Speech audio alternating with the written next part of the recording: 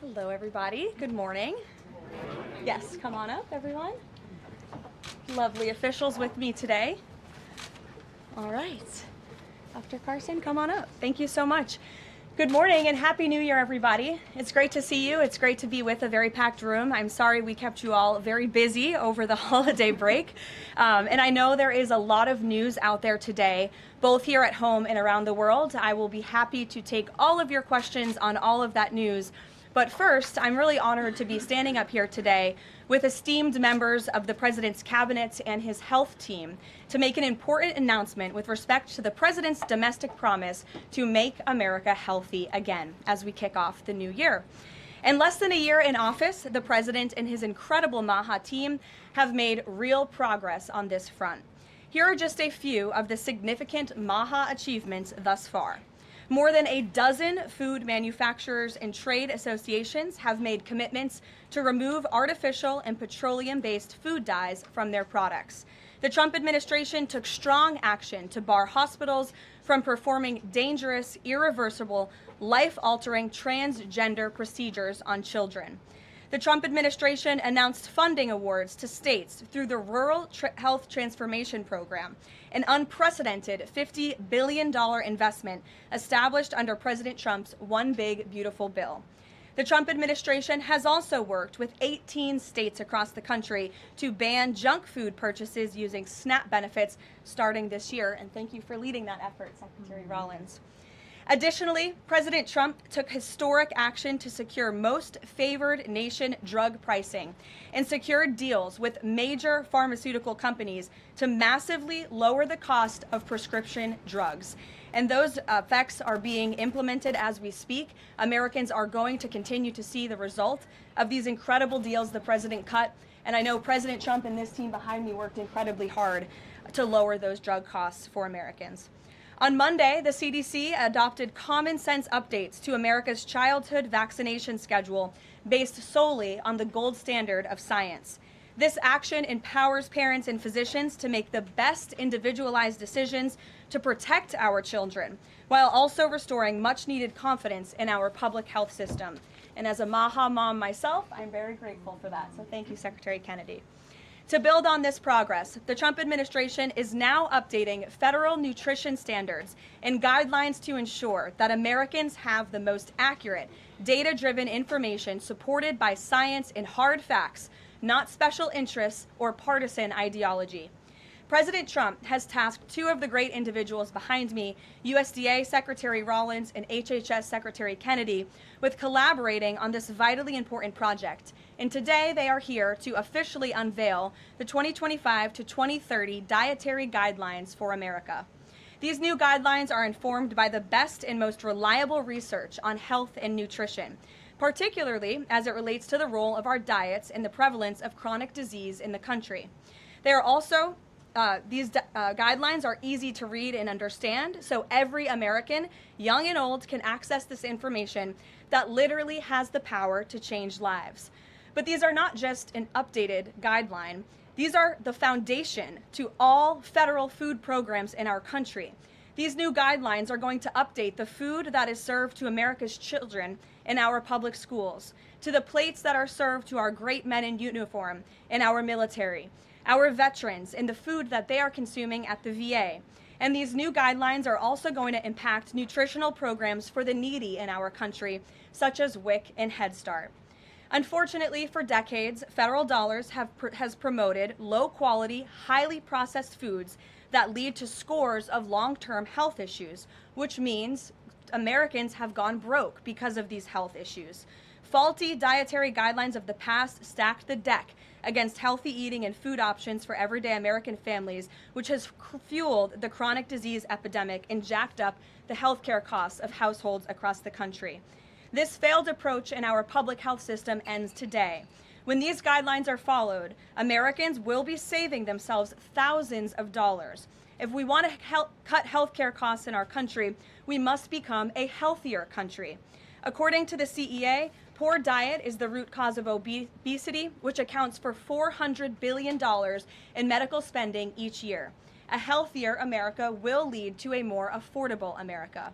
The new dietary guidelines from the Trump administration will ensure federal dollars go to real food to improve public health and therefore save the American people their hard-earned cash over the course of their lives.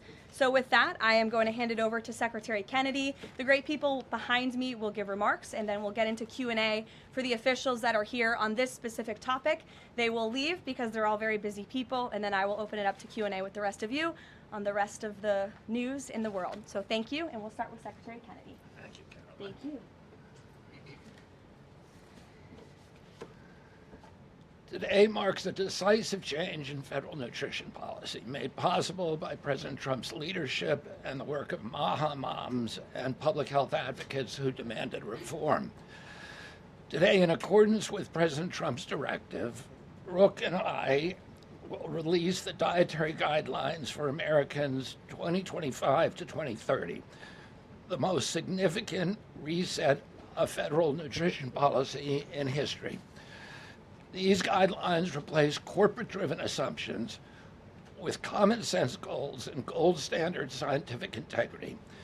These new guidelines will revolutionize our nation's food culture and make America healthy again.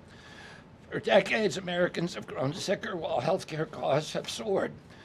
The reason is clear. The hard truth is that our government has been lying to us to protect corporate profit-taking, telling us that these food-like substances were beneficial to public health.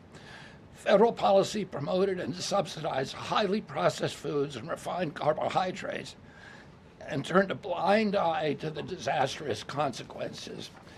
Today, the lies stop. The new guidelines recognize that whole, nutrient-dense food is the most effective path to better health and lower healthcare costs. Protein and healthy fats are essential and were wrongly discouraged in prior dietary guidelines. We are ending the war on saturated fats. Diets rich in vegetables and fruits reduce disease risk more effectively than many drugs. Whole grains outperform refined carbohydrates. Added sugars, especially sugar-sweetened beverages, drive metabolic disease, and today our government declares war on added sugar. Highly processed foods loaded with additives, added sugar, and excess salt damage health and should be avoided. As Secretary of Health and Human Services, my message is clear: eat real food. Nothing matters more for healthcare outcomes, economic productivity, military readiness, and fiscal stability. The dietary guidelines shape dozens of federal feeding programs, including Head Start. These standards affect 45 million school lunches every day, meals for 1.3 million active duty service members, and food served to 9 million veterans in VA hospitals. Today begins the work of aligning those programs with affordable, whole, nutrient-dense food. Implementation requires coordination across the government. I'm working with many of my fellow cabinet secretaries to deliver results. I want to thank Bobby Mukamala, thank you very much, who is the president of the American Medical Association, for committing to mobilize the medical community on nutrition. And I thank also the American Academy of Pediatrics for partnering on this effort. I also look forward to working with Dr. Jay Bhattacharya and Dr. Marty McCary to fund and prioritize rigorous nutrition research at the NIH and at the FDA. The stakes are measurable and severe. A Johns Hopkins analysis estimates that 48% of every federal taxpayer dollar now goes to healthcare. The CDC reports that 90% of healthcare spending treats chronic disease. That means that 40%, 40 cents of every dollar that taxpayers pay in this country is going to treat diseases that could be averted through good food. The United States has the highest obesity and type 2 diabetes rate in the developed world.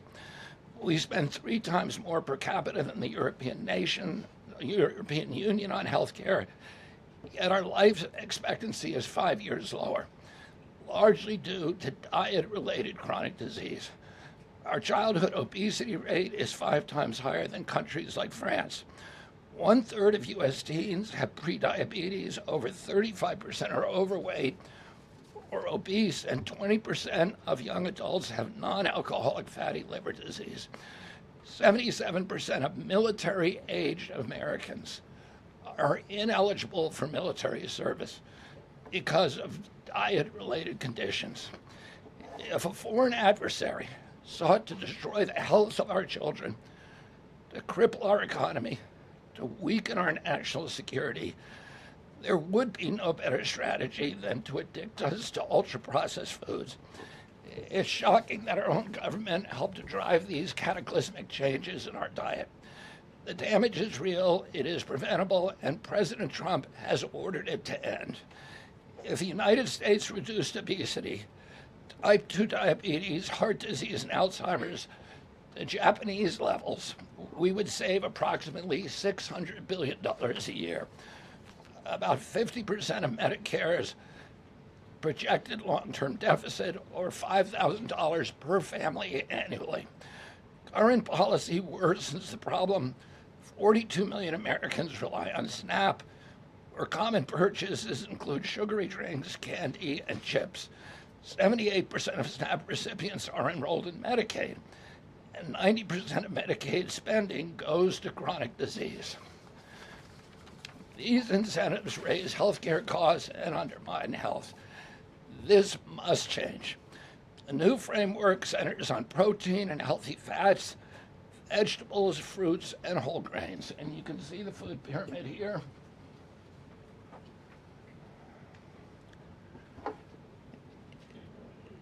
It's upside down, a lot of you will say. But it was actually upside down before, and we just righted it. For the first time, the dietary guidelines directly address ultra-processed foods and set firm sugar limits in federal procurement, driving a significant reduction in added sugar in school meals.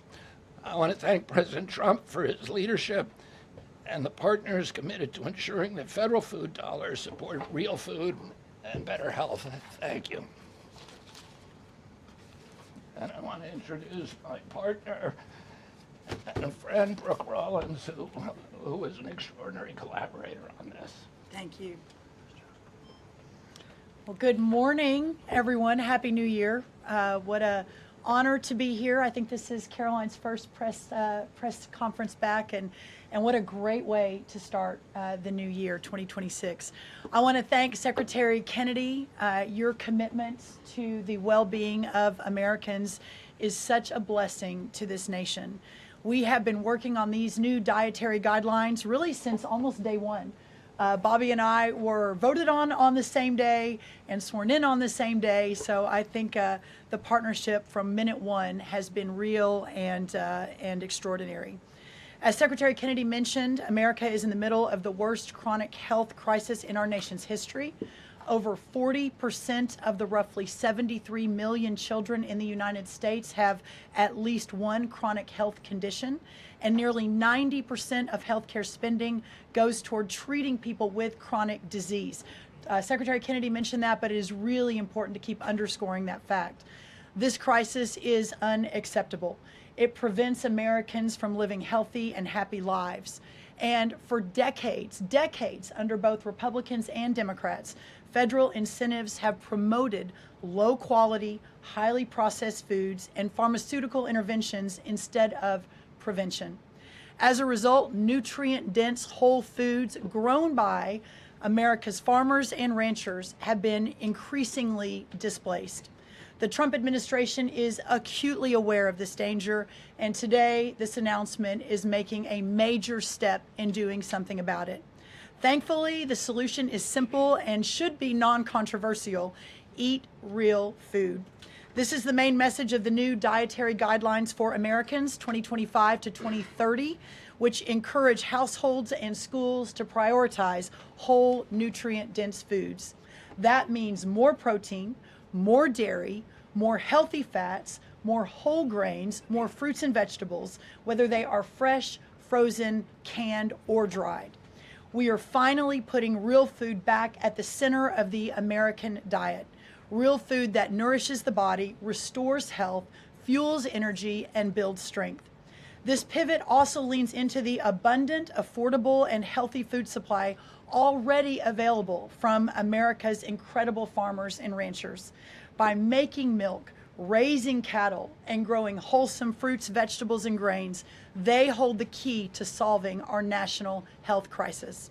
And President Trump is mobilizing government to ensure families across America have greater access to these healthy foods. In the past 12 months, inflation has slowed and wages have risen for the first time in 5 years. Under President Trump's leadership, prices for everyday staples are declining and more help is on the way. Recent data show that fruits, vegetables, dairy, and proteins, including eggs, pork, and ground beef, are becoming even more affordable every day for our American people. American households enjoy the most affordable and abundant food in the world, and today's release only reinforces that reality. A healthy meal is within reach for all American families. These new dietary guidelines are a framework which is meant to be customized to meet the needs, the preferences, and the financial status of all American families. For example, a meal including such items as pork, or eggs, or whole milk, or cheese, tomatoes, other fresh and frozen fruits and vegetables, whole grain bread, corn tortilla can cost today right around $3 for that meal. $3. And soon USDA will finalize our stocking standards, which means that those businesses in America that take the SNAP benefit, what they are required to stock in order to take that benefit. By the way, that's almost 250,000 retailers across America. That very soon we will be finalizing that rule that will mandate all 250,000 retailers in America double the type of staple foods that they provide for America's SNAP households. This means healthier options will be in reach for all American families, regardless of circumstance, at levels never seen before in our country. These dietary guidelines are foundational to so many USDA programs, and their introduction marks the first step in connecting America's schools and dinner plates to the best of American agriculture. Make no mistake, under President Trump's leadership, we are restoring common sense, we are restoring scientific integrity, and we are restoring accountability to federal food and health policy. The new guidelines are all about putting the well-being of Americans first, exactly where it should have been all along. This is the foundation that will make America healthy again, not just for those of us alive today, but for our children and our children's children and those coming behind. I want to end by saying God bless American families, God bless the American farmer and rancher, and God bless America. What an honor now to introduce another great partner in this incredible work, and that is Dr. Mehmet Oz. Thank you. Congratulations to Secretary Rollins, Secretary Kennedy, and do want to express my appreciation for what the President has done overall to increase the affordability of health care. The biggest accomplishment perhaps for the health system ability to drop down prices last year was the most favored nation drug pricing that Karoline mentioned. These are incredibly effective at reducing the costs, for example, of what the President calls the fat shot, the Ozempic, GLP-1s category of medications. We dropped them dramatically. But the best way to reduce drug spend in America is to not need the drugs in the first place. What you're hearing today with these dietary guideline adjustments are going to be massively effective, and not just dropping the need for us to buy these weight loss drugs, but buy these expensive drugs for autoimmune problems. We have evidence that food is medicine when it comes to conditions as varied as mental health issues from Alzheimer's and depression to fundamental realities of how children learn in school. So the question then becomes, what is this actually going to do in dollars and cents? And I had the group at CMS run some numbers for us to try to give you concrete assessments of how much this will drop the spend that the federal taxpayer must make for Medicare and Medicaid. And I'm more optimistic today than ever that we can address the fast rising rate of healthcare expenses in America because of movements like this. Right now, we're increasing health expenditures in America at roughly twice the rate of the GDP growth. We will correct that if we can get America to be healthier, because you can't be a wealthy nation without being a healthy nation. So 2 numbers for you to remember. The first is $30 billion. Why? 30% of healthcare costs are directly attributable to obesity. I'm not talking about indirect associated expenses, which are also present, but a very conservative number, 30%, are directly attributed to obesity. That's about $300 billion a year for just Medicare, If we were to affect obesity by 10%, which is an incredibly conservative and justifiable assumption that has been borne out in evidence-based dietary experiments and trials, just that alone is $30 billion of reduction of expenses for Medicare rather. That's also obviously correlated with Medicaid reduction in spending. In Medicaid, it's a different opportunity because in Medicaid, we educate children. 53% of children in America are covered by Medicaid or CHIP. And we have programs to teach kids and their parents what to eat, and how to make these dietary guidelines that Secretary Rollins, Secretary Kennedy have crafted with their teams into practice. It will dramatically change the natural history of how children are able to participate in life. But let me give you one last number.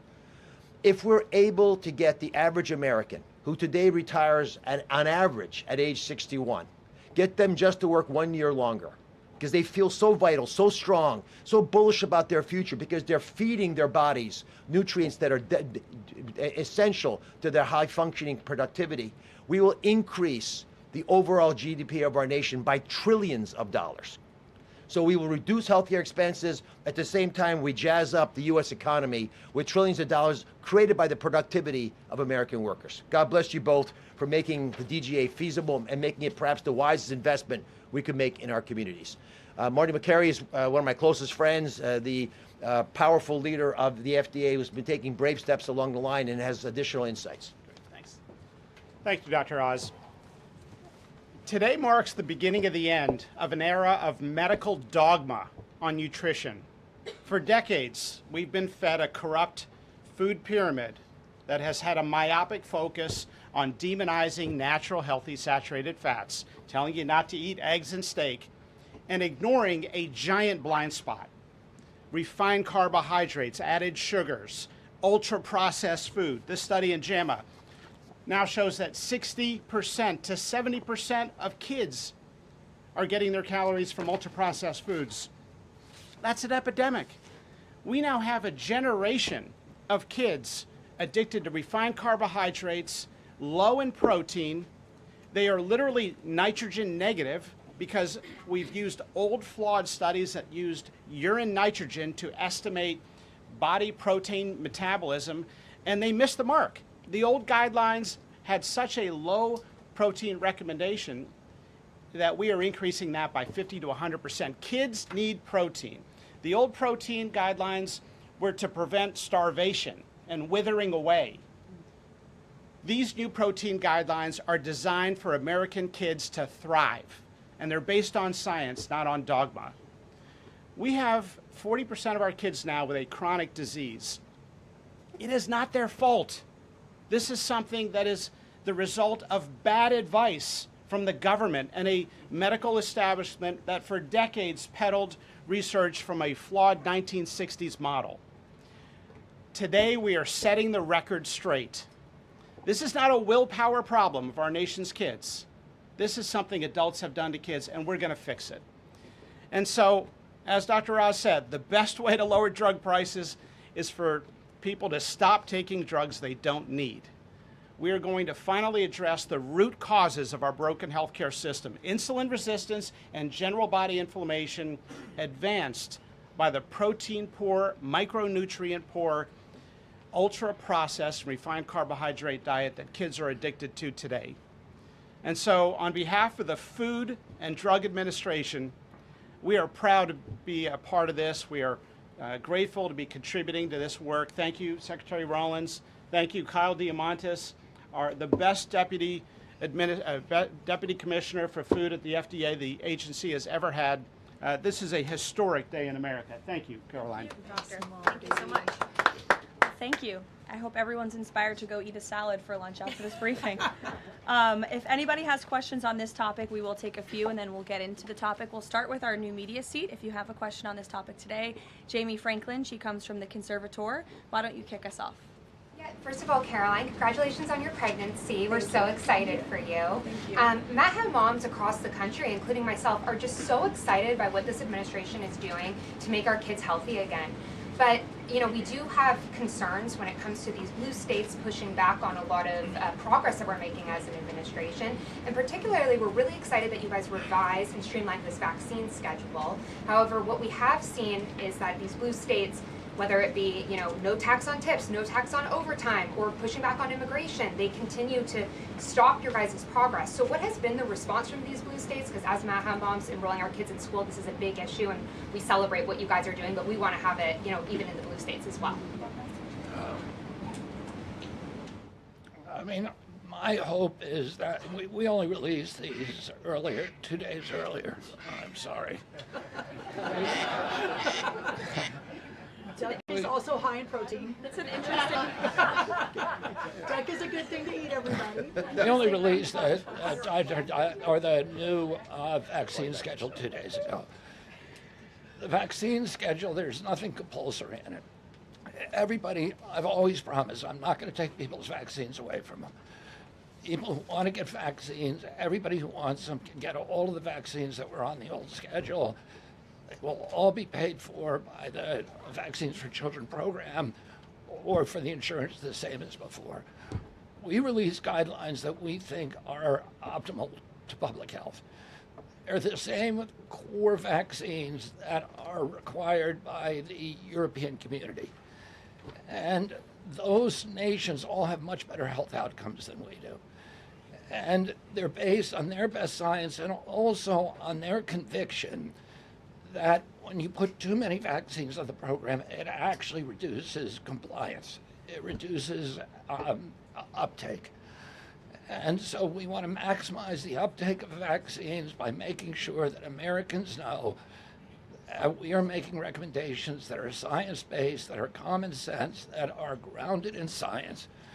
And right now, that's the best science that we have. And again, there's 3 categories of vaccine. One is the core schedule, which resembles the European countries. The second is for people who have vulnerabilities, for high risk, and that doesn't change at all. And then the third is shared decision making, which any vaccine that was on the old schedule, you can continue to get. So people will make their own choices, and that's what democracy is about. I asked the boss, Karoline, for permission to add a little bit to this because I think it's really important. And by the way, Jamie, what a superstar you are. It's so fun to see you in this seat, Jamie Franklin. The blue state question is a really important one. And for those of us that are running agencies with these programs, I mean, I've talked to a lot of you already about how we have 22 blue states that won't give us their SNAP data so that we can figure out and ensure that those who really need these programs are actually getting these programs. Clearly, you all have been writing about Minnesota. California is next. We're looking at New York, some other states. The amount of fraud in all of these programs is absolutely stunning. And the challenge is, I mean, from Medicaid, et cetera, I know, Dr. Oz, you've talked a lot about that. This is a significant problem. And I think who's really harmed in all of this conversation and when these blue states aren't partnering with us to try to do this right is we say blue states and red states, but in those states, there are all kinds of our citizenry and that aren't all Democrat or aren't all Republican. We had a poll that just came out that had about 85% of all Americans believe that states should turn their data over on SNAP so that we can figure out where the fraud is and ensure these programs are going where they need to go.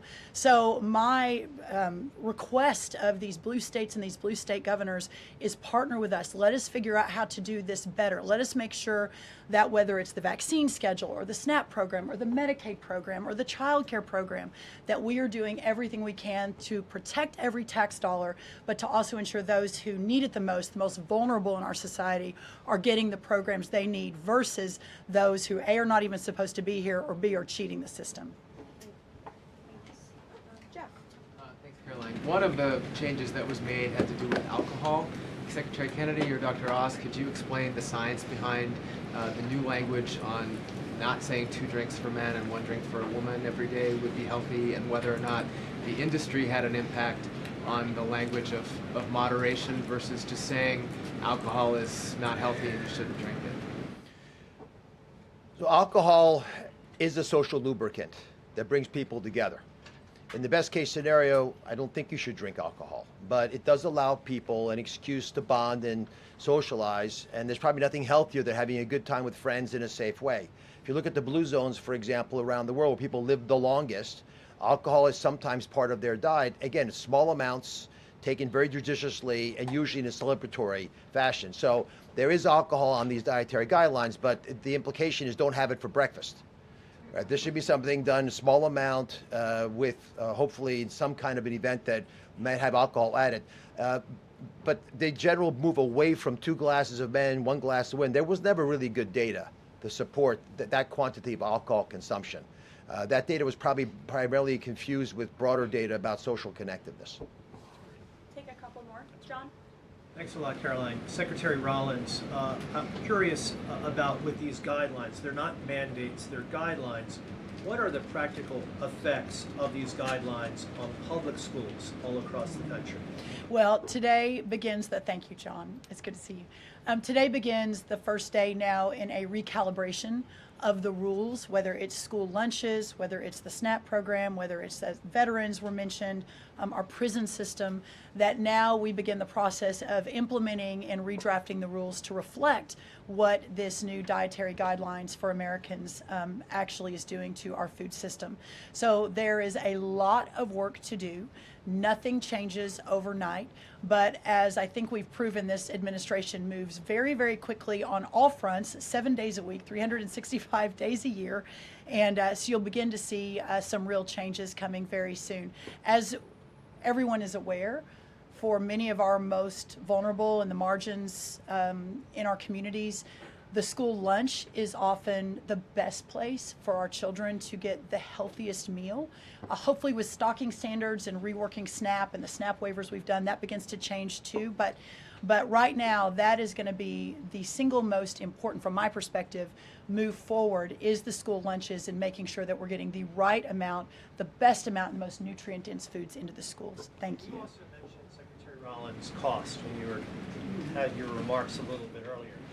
Is eating healthier more cost effective? Is it cheaper than just having a diet of processed foods? I had a whole chart to show you, but left it in the back, unfortunately, that yes, indeed, that eating healthy, for the most part, we've got 100 simulations, is actually less expensive. The challenge is the access to those healthy foods, especially in parts of America where they have food deserts. They don't have a H-E-B or a Kroger or a Central Market. These are all Texan grocery stores, but whatever similar across the country. But that is why these stocking standards in SNAP are so important. So if you have a economically challenged family, and the only place they're getting their food is the 7-Eleven. We have a longer term important policy priority, and that is getting grocery stores into these lower margin communities. But for now, requiring those retailers, those 250,000 retailers across America, to double their stocking of healthier foods. That will allow us to immediately get these better foods into all communities, but especially the most vulnerable. Thank you, John. Let me just add something to that. Brooke and I are working on a program. Affordability is the priority for the president. And we know we have to make it easy and accessible for healthy foods for every American. And we believe we can do that. We think affordable food is within reach of every American family. We are working on a education and information program that will allow American families all over the country to come onto our website and find the healthiest foods at the lowest cost for themselves. I'd also just add this. The idea that a cheap meal made of processed food is cheap is an illusion, because you're paying for it on the back end. You're paying for it with diabetes, with obesity, with illness. And if you internalize that cost of the meal, it would be a tiny fraction of the long-term cost of eating bad food. So we'll take one more in the white blazer. Thank you. Caroline. Secretary Kennedy, you mentioned healthy fats, but also ending the war on saturated fats. Can you clarify how much saturated fats Americans should be consuming? I'm going to let Marty take that since he wrote a book about it. Look, the old dogma in the 1960s when Eisenhower had his heart attack and Ansel Keys said it was the saturated fat. That's never been substantiated. And so that flawed research has become dogma over the years, and eventually the conversation was sidelined.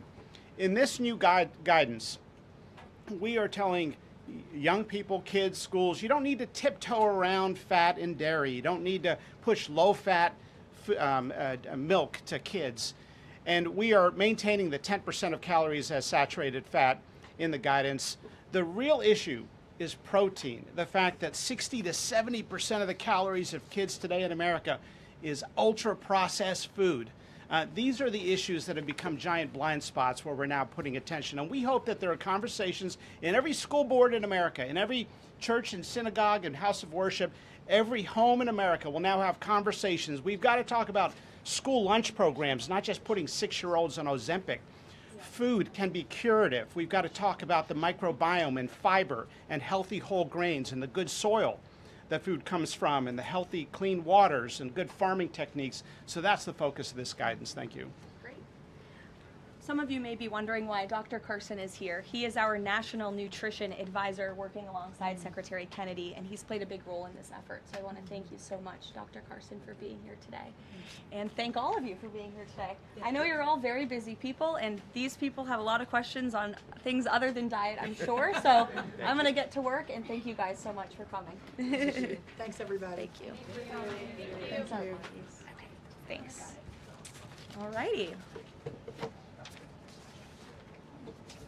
Great. Does anyone have any questions? Rachel, why don't you start? Thank you, Caroline.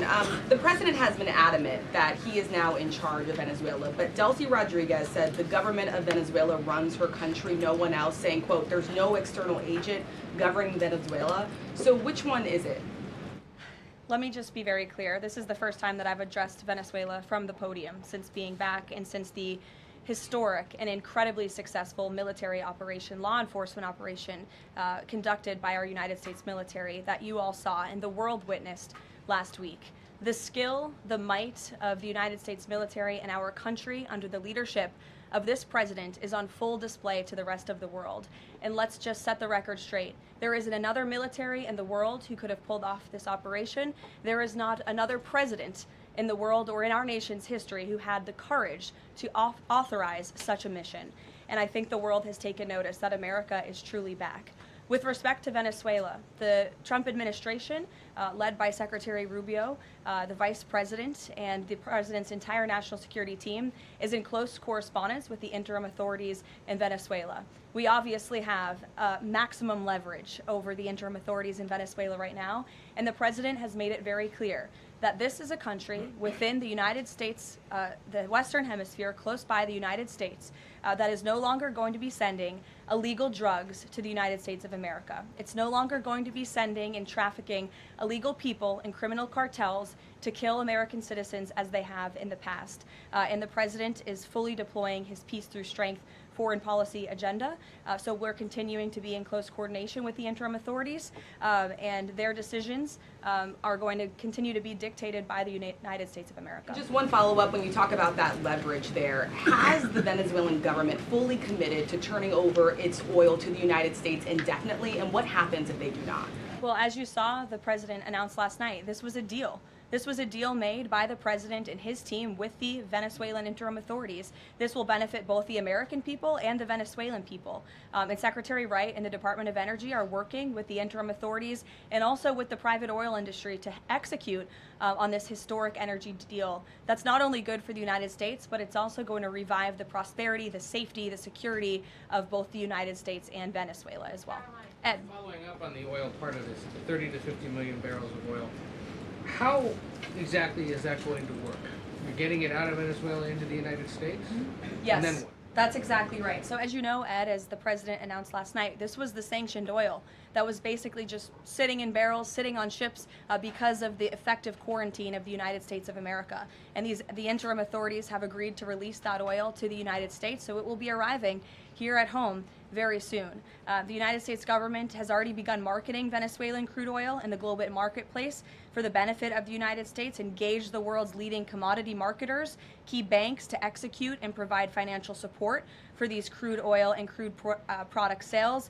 All proceeds from the sale of Venezuelan crude oil and products will first settle in U.S.-controlled accounts at globally recognized banks to guarantee the legitimacy and integrity of the ultimate distribution of proceeds, and those funds will be dispersed for the benefit of the American people and the Venezuelan people at the discretion of the United States government. It sounds like it requires a lot of private sector engagement and agreement And from the oil industry and the banking industry. That's Do you right. have that yet? There's a lot of private sector engagement that's happening right now. As you know, Secretary Wright, our energy secretary who's heading up this big project, is in Florida today meeting with some of these oil executives. And as we confirmed earlier, they will also be at the White House later this week. So they are absolutely eager to invest. They're eager about these opportunities. And Secretary Wright is a very well knowledgeable guy when it comes to oil and energy, and he's the perfect man for the job. Another corner of the world there, Sure. real quick on Go Iran. ahead.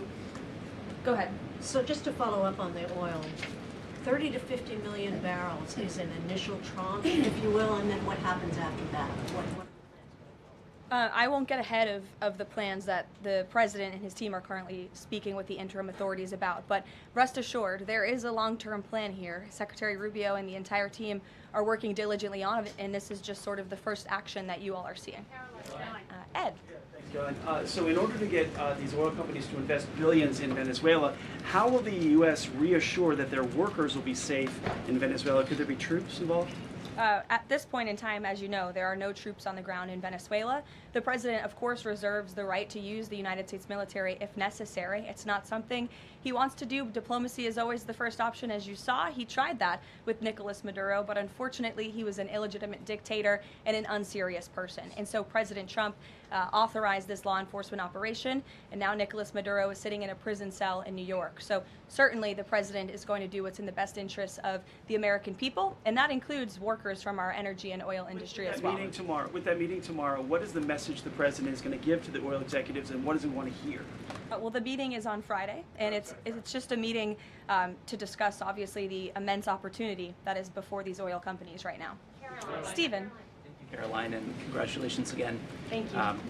The New Yorker had a story yesterday on the vice president, and it questioned his, quote, notable absence on Venezuela. And the sub-headline asked, was the vice president's exclusion from the operation in Venezuela an expression of his anti-interventionist ideology or political calculation? Would you be able to discuss the vice president's role in Venezuela policy? I did see that report in the New Yorker, and quite frankly, I laughed out loud because it's very clear it's a fake report that's trying to sow distrust and division amongst the president and his team. Let me just be very clear. The vice president has been involved in all policy. He is the right-hand man of the president on all policy matters, including Venezuela policy. He was, of course, read in and deeply involved in this operation from the very beginning. And he was present on the night of the operation via secure communication at a different location as to not damage the operational secrecy of this mission that was so incredibly important to ensure that this mission could be carried out successfully without endangering our troops. Sure. The U.S. seized a tanker recently. Russia specifically asked the United States not to seize that tanker. Does this action risk a larger conflict with Russia? I believe you're referring to the Bella 1 tanker that was seized this morning.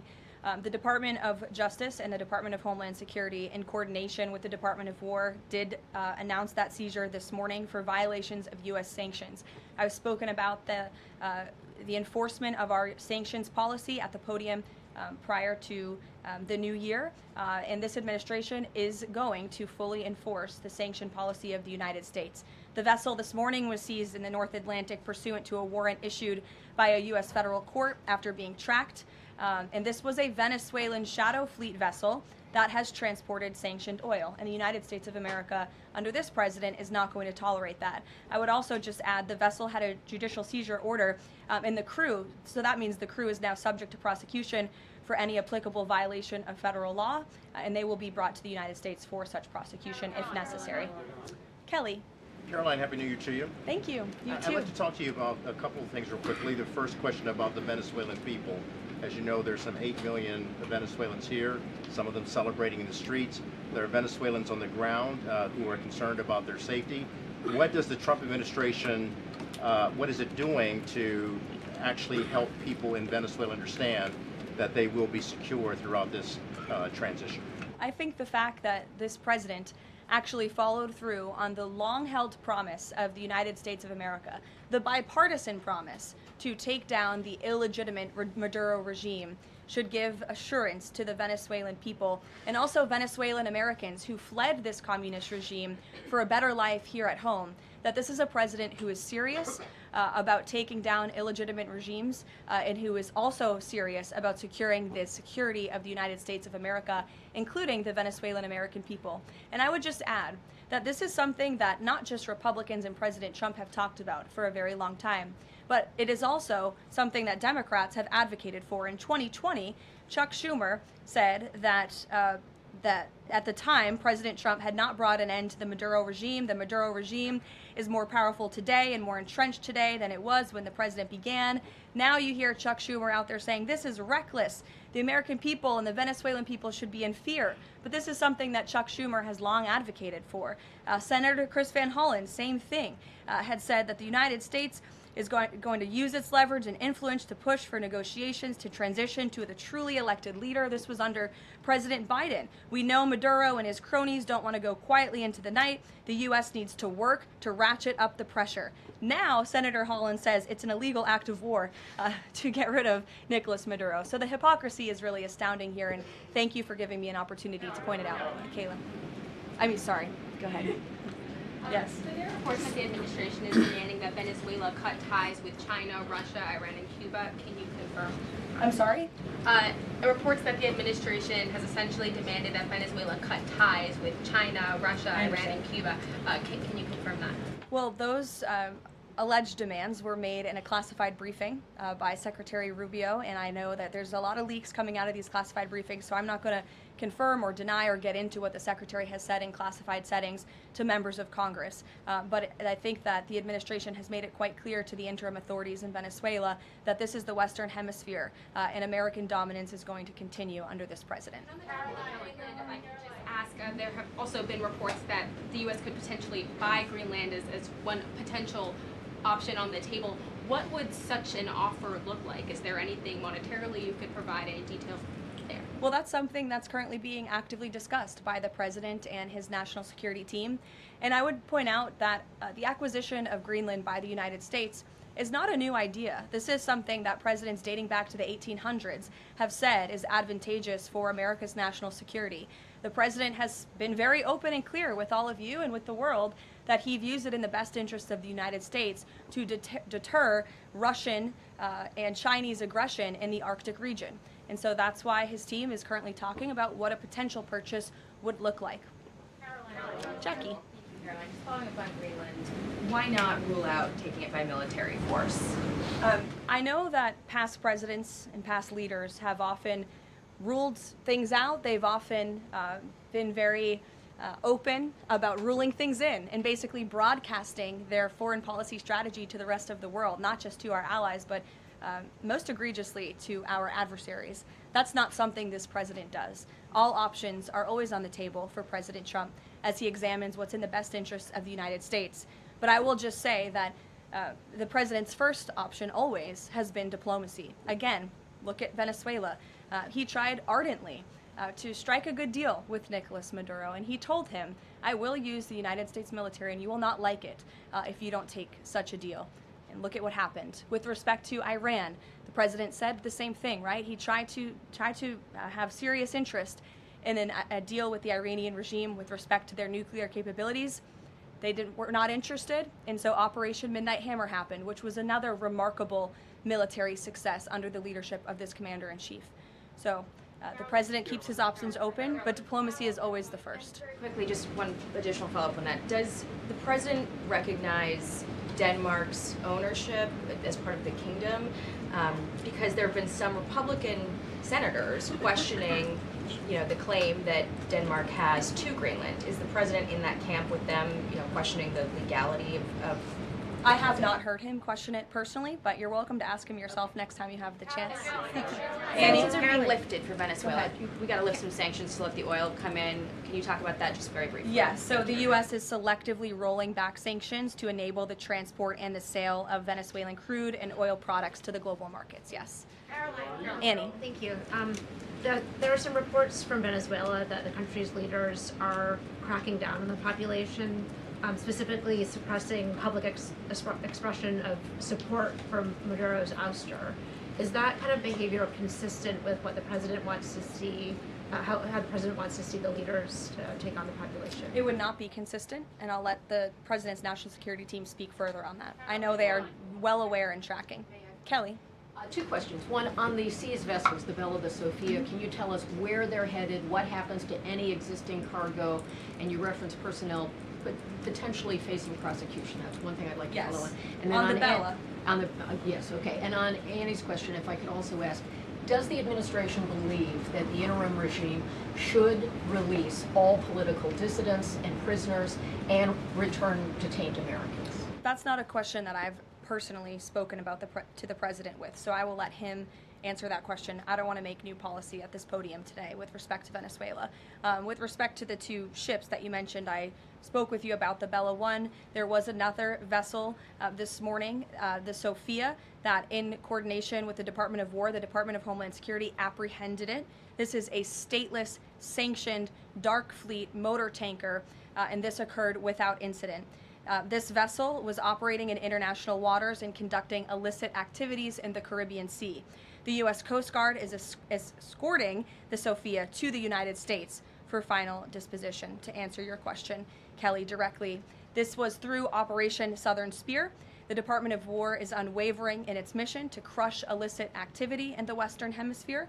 And as the President has repeatedly stated, we're going to defend our homeland and restore security and strength across the Americas. Dasha, go. Caroline, thank you and Happy New Year. Thanks, you too. Two questions, one on Venezuela, one on Greenland. You've repeatedly at the podium called the current leadership in Venezuela interim leadership.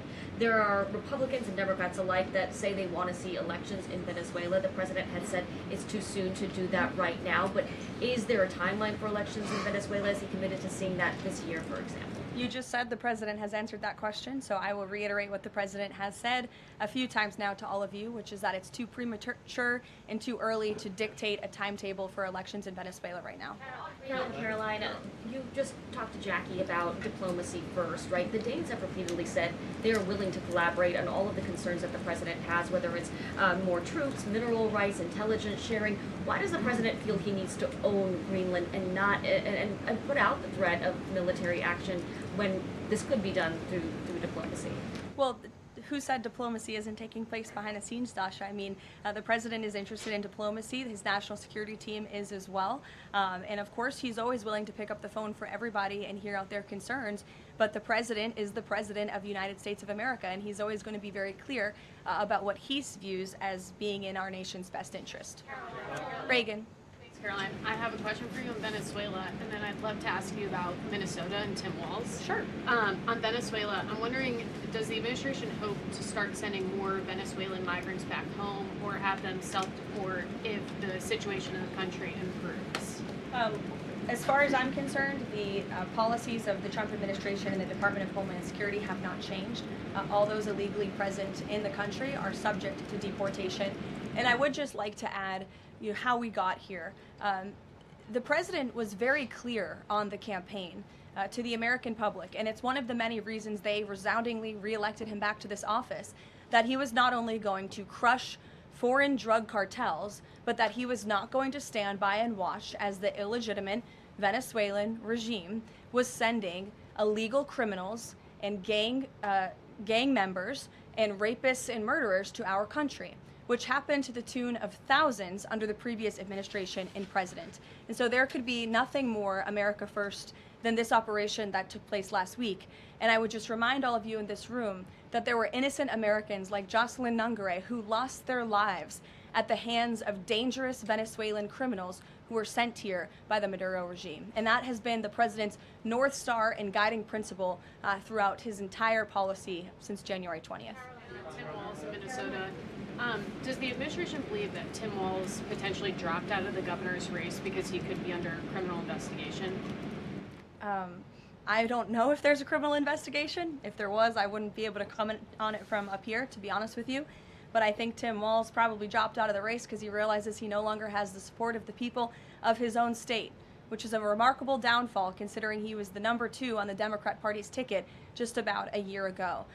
When it comes to Minnesota, the fraud that we have seen, the wide scale of fraud is really remarkable. It's egregious. I would encourage every single journalist in this room to go to Minnesota and to cover it yourselves.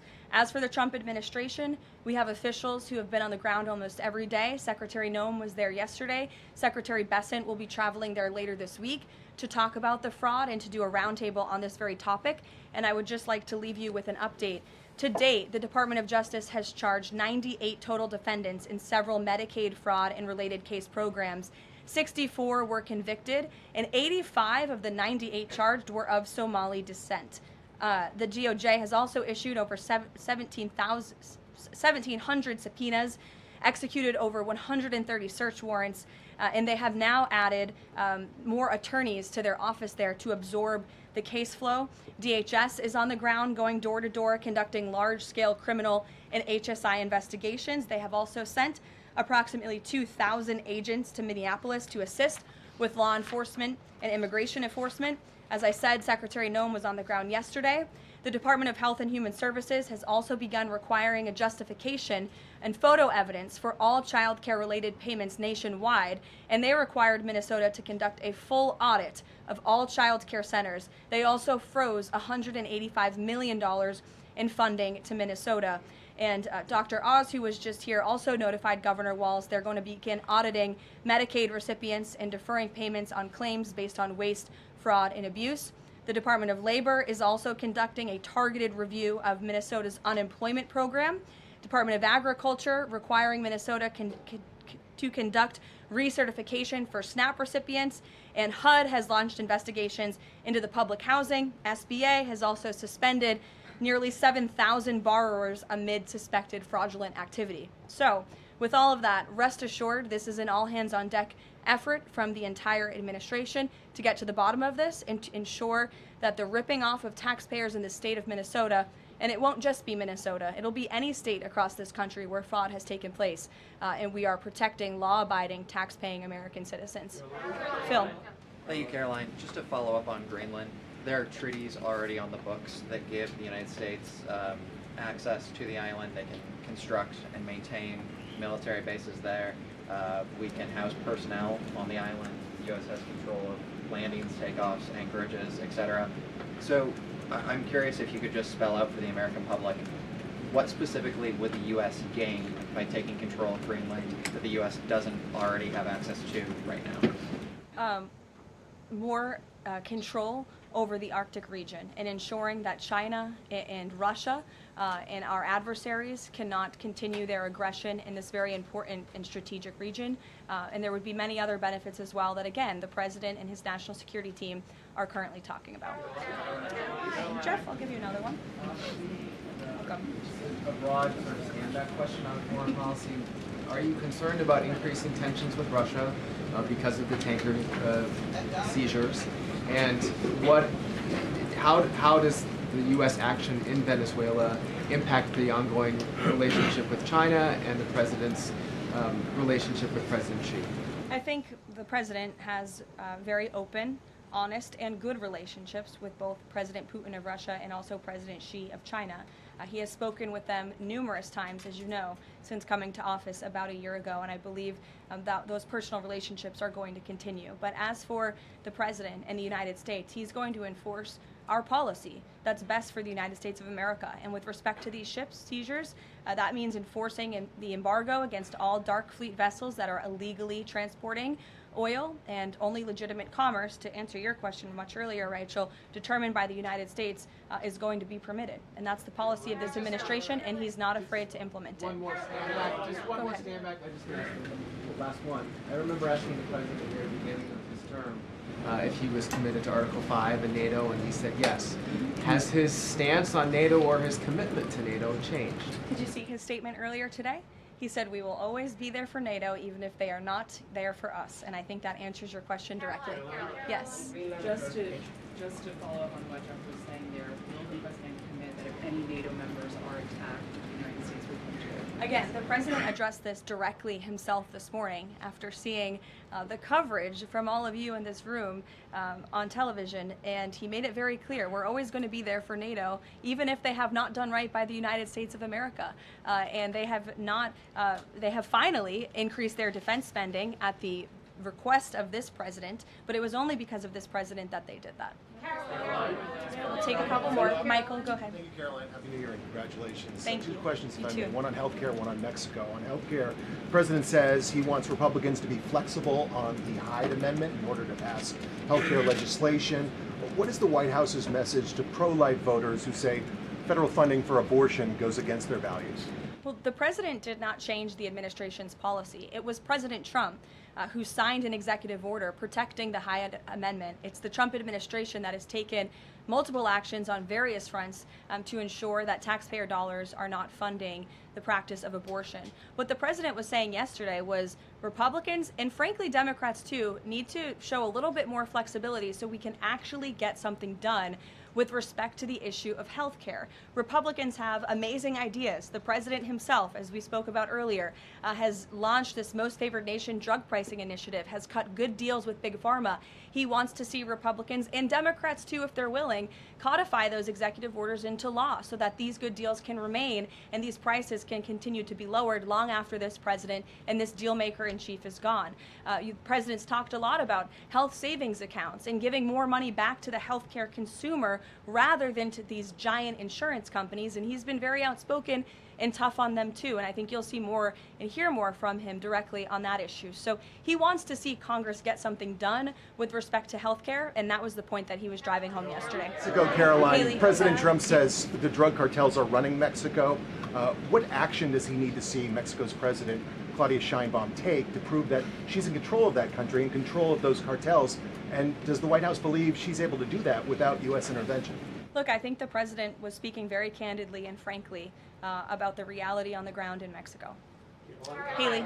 Caroline, Happy New Year. I wanted to Thanks, ask you you too. about the seized tanker, the Vela. There were reports before this that Russia had sent a submarine to escort it. Was there any engagement with that submarine? And then was the deconfliction line with Russia used ahead of boarding that? Again, this was a Venezuelan shadow fleet vessel that has transported sanctioned oil. The vessel was deemed stateless after flying a false flag, and it had a judicial seizure order, and that's why the crew will be subject to prosecution. Mary. On Colombia, the president talked over the weekend and suggested that he would be open to an operation there. Should the president of Colombia be expecting Delta Force anytime soon? And then I had another one for you on California. That would be a very unwise question for me to answer, to weigh into. What's your next question? On California, can you share any more about the fraud investigation? The president said that there was one. Who's being investigated and where is it starting? Again, this is going to be a all-hands-on-deck government-wide effort. The president has directed all agencies across the board to look at federal spending programs in not just Minnesota, but also in the state of California to identify fraud and to prosecute to the fullest extent of the law all those who have committed it. Take one more. Sure. Thank you. Caroline, yesterday was the 5-year anniversary of January 6th. Democrats and mainstream media continue to push their big lie that it was an insurrection and that police officers died that day. The reality is that 4 Trump supporters died on January 6th and 2 women were killed by January 6th police. Everybody knows Ashley Babbitt was shot in cold blood by Capitol Police Officer Michael Byrd, but there was another woman, her name was Roseanne Boyland from Georgia, and she was pepperballed, gassed, and ultimately brutally beaten with a stick by January 6th police officer Lila Morris. The Biden administration and mainstream media lied and told Americans Roseanne Boyland died of a drug overdose on Capitol steps. Her family is now asking for an investigation. Is the administration aware of the circumstances of her death, and will there be an investigation finally? Well, for investigation, I will have to defer you to either the FBI or the Department of Justice, and I'm sorry to have to do that. But with respect to all of the facts that you just laid out, the White House relished the opportunity yesterday to actually create a new website, to share the facts with the American public, but also all those in this room. We knew the media would be covering January 6th quite a bit because they think it's something that the American people are still believing their lies on. They think it's something that still helps their case against this president. Obviously not, or else he wouldn't have been reelected in an overwhelming fashion in November of last year. And so I would encourage everyone to take a look at the website. It's quite well done. And thank you all very much. It's great to be back with you.